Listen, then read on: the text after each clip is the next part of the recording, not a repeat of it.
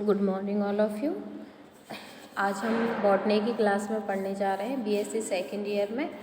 Topic है आपका major contribution of cytology in taxonomy. इसके बारे में कल हमने पढ़ा था कि जो डेफिनेशन है टैक्सोनॉमी की वो क्या है।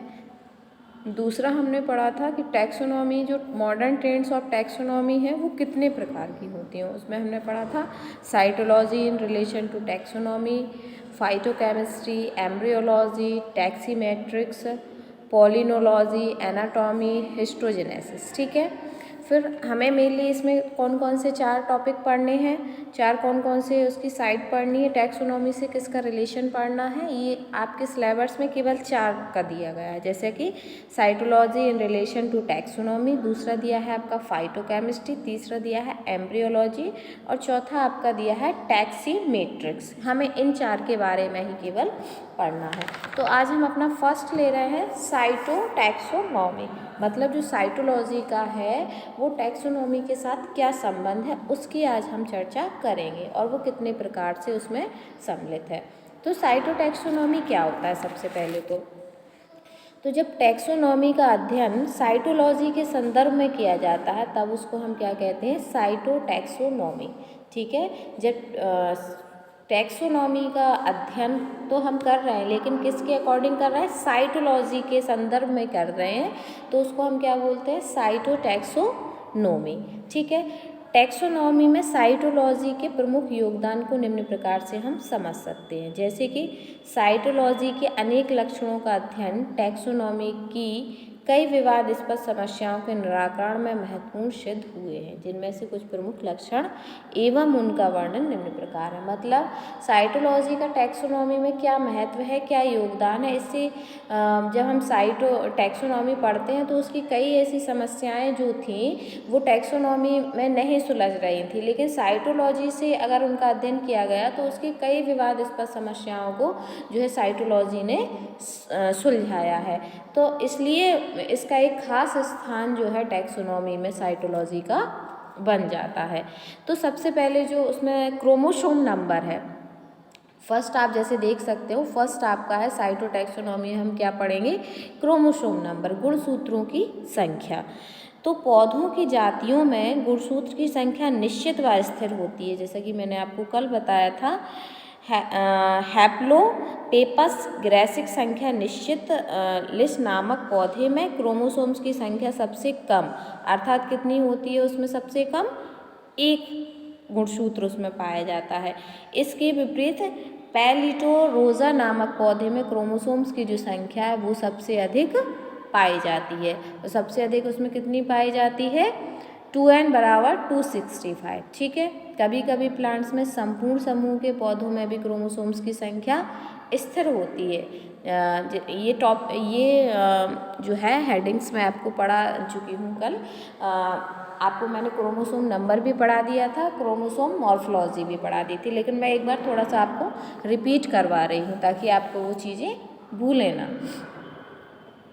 और दूसरा यदि हम बात करें क्रोमोसोम स्ट्रक्चर और मॉर्फोलॉजी के बारे में, तो क्रोमोसोम्स की संख्या में विभिन्नताएं पाई जाती हैं।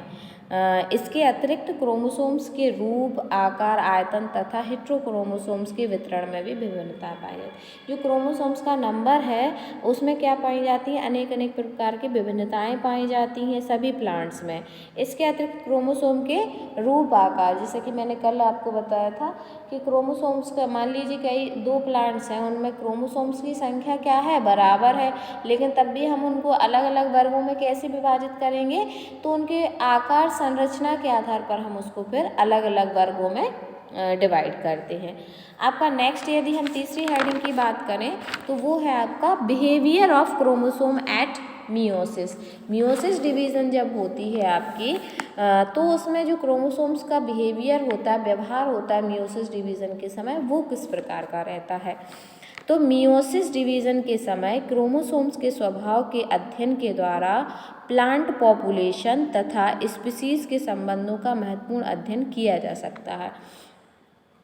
जब हम क्रोमोसोम्स में अध्ययन करते हैं, तो मियोसिस डिवीज़न जब होती है तो उस समय जब हम क्रोमोसोम्स के स्वभाव के अध्ययन के संबंधों का महत्वपूर्ण अध्ययन किया जा सकता है, जिसमें क्या पता चलता है हमें जो प्लांट्स की पॉपुलेशन तथा उसकी स्पीसीज मतलब जातियों के बारे में हमें उनका पता चलता है। क्रोमोसोम्स द्वारा जोड़े बनाने के प्रकार के अध्ययन से यह ज्ञात किया जा सकता है कि प्लांट्स में हाइब्रिडाइजेशन हो चुका है।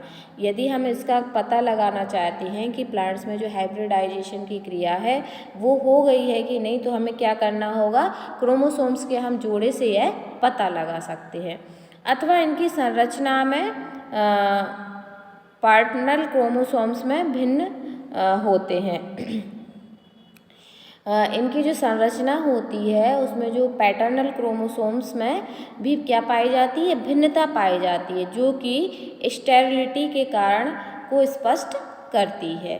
अर्थात हाइब्रिड की क्रोमोसोम्स होमोलॉजी पैटर्नल स्पीसीज के संबंध में स्थापित करते हैं। तो हमने मतलब बिहेवियर ऑफ क्रोमोसोम्स में हम क्या समझ सकते हैं कि अगर हम उसको अपने उसमें समझना चाहें कि जब भी हमें प्लांट्स की पॉपुलेशन अथवा प्लांट्स की स्पीसीज का अध्ययन करना होता है तो हम क्या करते हैं, क्रोमोसोम्स के जोड़े को देखकर ये जोड़े बनाने के प्रकार के अध्ययन से यह पता चल जाता है कि जो उसमें प्लांट्स में जो हाइब्रिडाइजेशन की क्रिया हुई है अथवा नहीं हुई है।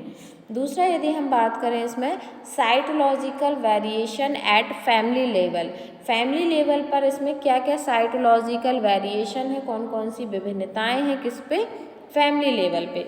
तो फैमिली लेवल पे इसमें कई विभिन्नताएं पाई जाती हैं, जैसे कि फैमिली में वर्गीकरण के अंतर संबंधों को स्थापित करने के लिए साइटोलॉजी का प्रभाव बहुत महत्वपूर्ण माना जाता है। जैसे हम उसको अलग अलग फैमिलीज़ में किसी प्लांट्स है कोई, लेकिन हम क्रोमोसोम्स की संख्या उसमें समान है, तो हम उसको अलग अलग फैमिलीज़ में कैसे रख सकते हैं।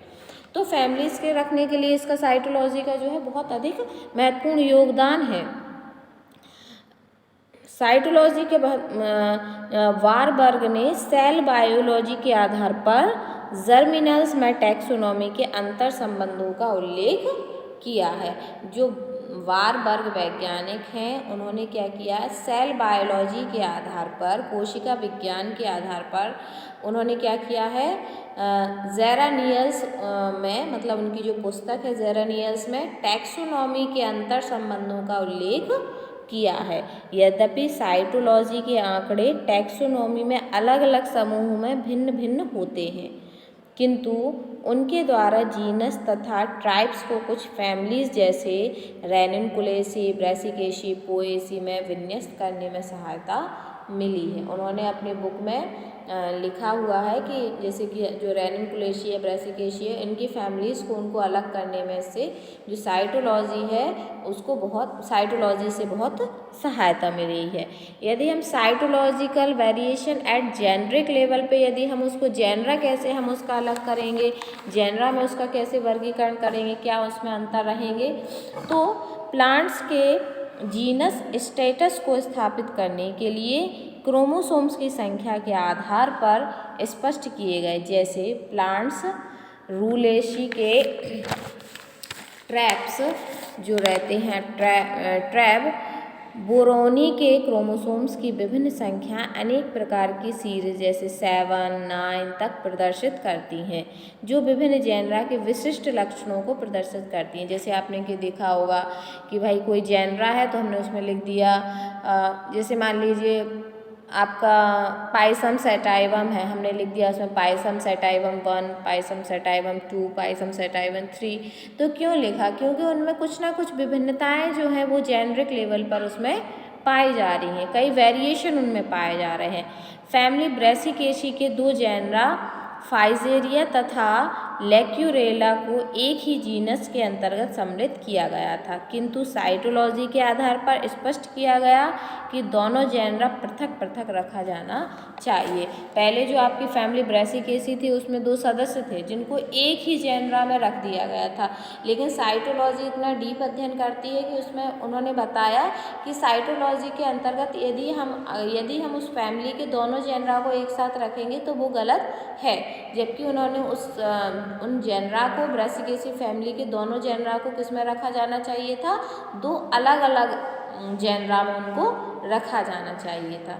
ठीक है, तो इस प्रकार जो साइटोलॉजी है वो टैक्सोनॉमी के दुनिया में या टैक्सोनॉमी में अत्यंत महत्वपूर्ण है। उससे कई समस्याओं का भी टैक्सोनॉमी की टैक्सोनॉमी की कई जो विवादास्पद समस्याएं थी उनका भी कई प्रकार से जो साइटोलॉजी है उसने निराकरण किया है। इसलिए जो कंट्रीब्यूशन है साइटोलॉजी का वो टैक्सोनॉमी में बहुत अधिक महत्वपूर्ण है। तो आज की क्लास में हमने जाना कि जो हमारा साइटोलॉजी है उसका टैक्सोनॉमी में क्या महत्वपूर्ण योगदान है, कैसे वो अपना कार्य करती है, साइटोलॉजी से हम किन किन चीज़ों का अध्ययन उसमें कर सकते हैं और कौन कौन सी जो परेशानियां थी या जो भी अध्ययन करने में जो भी समस्याएं उत्पन्न हुई या कई चीज़ें ऐसी रहीं कि वो मान लीजिए उस जेनरा में तो थी लेकिन उनको अलग अलग होना चाहिए था क्योंकि जो उनका वेरिएशन था वो अलग था। ठीक है, तो साइटोलॉजी के अध्ययन से ही यह पता चला कि उन जेनरा थे जो उनको अलग अलग जेनरा में होना चाहिए था। ठीक है, तो इस प्रकार हमने जाना आज की जो साइटोलॉजी है वो टैक्सोनॉमी में एक महत्वपूर्ण भूमिका अदा करती है, मेजर कंट्रीब्यूशन करती है। ठीक है, तो आज की क्लास में हम इतना ही पढ़ेंगे। नेक्स्ट क्लास में आपकी अगला टॉपिक लूँगी। Thank you.